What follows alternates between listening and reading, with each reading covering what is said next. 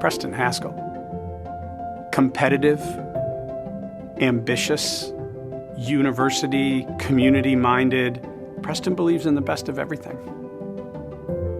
You know, when I think of Preston, I truly think of one of the great, extraordinary business, community, and civic leaders of our time.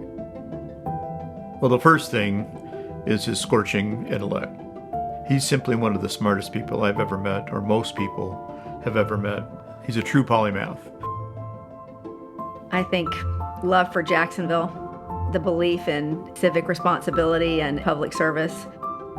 An incredibly accomplished and able guy, but also a valued friend. Go back to when he first moved to Jacksonville in 1962, founded the Haskell Company in 1965. From that time to now, his influence has been extraordinary. From that company doing a project in Atlantic Beach to one that now has a global reach. People throw the word visionary around a lot. Sometimes it's just means you're resourceful and you can scramble hard. In Preston's case, all of us grew up with an industry segment that's well known around the world called design bid. 2 steps.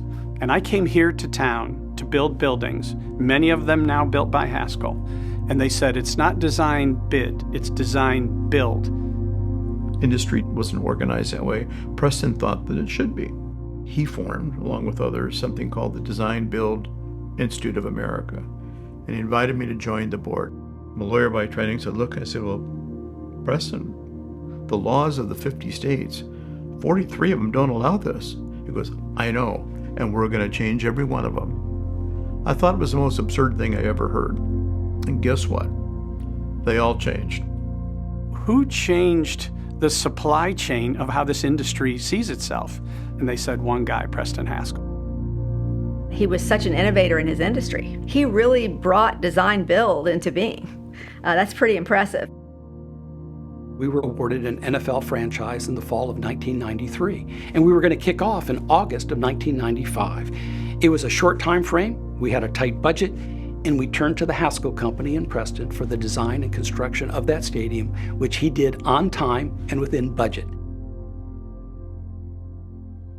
In the fall of 2011, I had the great fortune of meeting with the dean of the Duke School of Public Policy. I'd visited a bunch of great schools. And he said to me that, Rick, if you're going to start this up from scratch, which we were, as the first institute of its kind in the state of Florida, which it is, you're going to need a respected board of advisors to raise the stature of what you're doing, to give it credibility, and for guidance in the future. At the time of that board meeting, and at the time when I went to Preston, we had no students. We didn't have any faculty, we didn't have a class, we didn't have a degree program. What we had was a vision and an idea that this was important. Rick comes and he outlines this concept, an idea. And I had thoughts, and I said, well, it's an area of interest to me, so I offered thoughts. Preston dives right in, and he gives chapter and verse about here's how you need to organize it, here's things you need to do, and was busy designing curriculum in this first meeting, and I could see Rick was drinking from a fire hose. I'll tell you, when I'm down around Preston, I tend to do a lot of listening, which is a pleasant change for a lot of people when it comes to me. The 3 of us were bouncing ideas off. It was exciting. And I knew then something special was going to happen because of people like Preston with ideas and people like Rick who's going to make them happen. Preston and Steve and that small group around Rick, they were the North Star. It wasn't, let's see how big it can be, or let's see how much money we can charge, but let's see how well we can educate the next generation of policymakers. I remember going over to his office. I said, Preston, I'd be honored if you would consider joining this board. I explained to him the vision. We had nothing then other than an idea. But I remember Preston in particular was focused on academic excellence. And I guess that's no surprise with someone with degrees from Princeton and Harvard.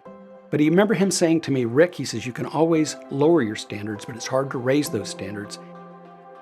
It is really a testament to his belief in young people. And I think he understands how important it is to leave the door, hold the door open for the next generation of leaders. And he has really lived that. We were trying to figure out what to do with what is now the River House. And the only person I could think of who could tell me, is this building worth keeping or tearing down, was Preston. So I called him and he came over. And we together overturned a garbage can, empty, and he jumped up on the garbage can in his 70s or 80s and hoisted himself up and looked in the open ceiling, jumped down and said, "This building's got good bones." That's Preston. I mean, the ultimate player, coach, visionary. Preston's leadership is dominant in this community and has been for decades. One story that many people don't know stands out in my mind. It goes back to the 2000 elections and Florida's place in the hanging chads and the great controversy when Florida decided the next president of the United States. Not that many people remember that there were over 30,000 votes that were improperly counted in Duval County.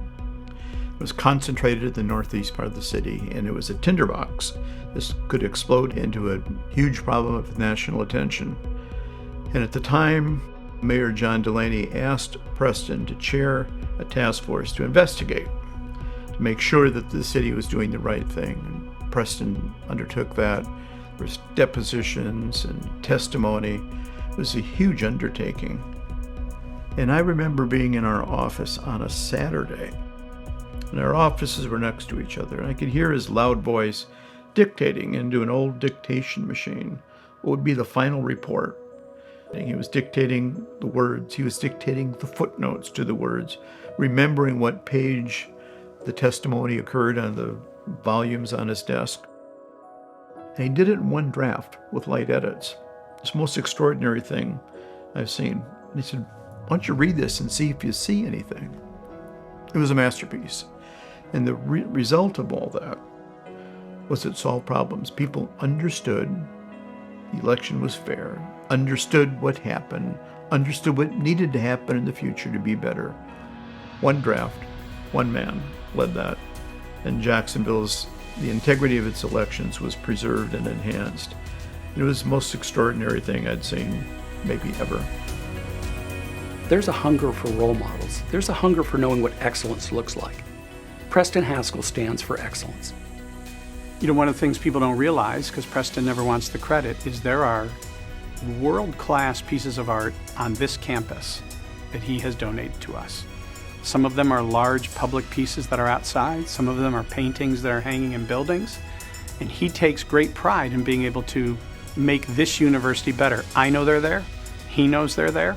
It's just an incredibly gracious thing to do to enrich the experience of the students and the faculty here.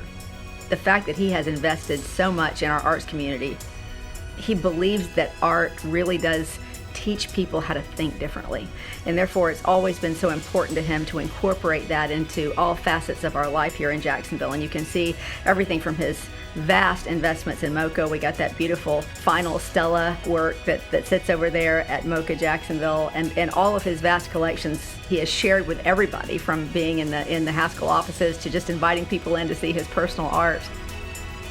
Preston is best known for his support of the arts and culture, and rightly so. He is, without question, the most influential philanthropist in arts and culture. If I had to use one word to describe him as a community leader, it would be visionary. He has been someone who has brought such a strong vision to what he has done for Jacksonville. With Preston, I would go on these chamber trips through the Chamber of Commerce, and one time in Kansas City in particular. I remember we were in downtown Kansas City, and he said, "Rick, hop in this cab with me." And I hopped in the cab, and we went to the train station there that had been renovated. And I just listened as Preston gave me the short course on construction, design, downtown development, what it all meant, how it all fit together, and what they had done in Kansas City. And we took a lot of those lessons back to Jacksonville. All of us are shaped by the things we choose to do and the people we do them with. And the tendency is to put too much emphasis on the former and not enough on the latter, because the people shape you.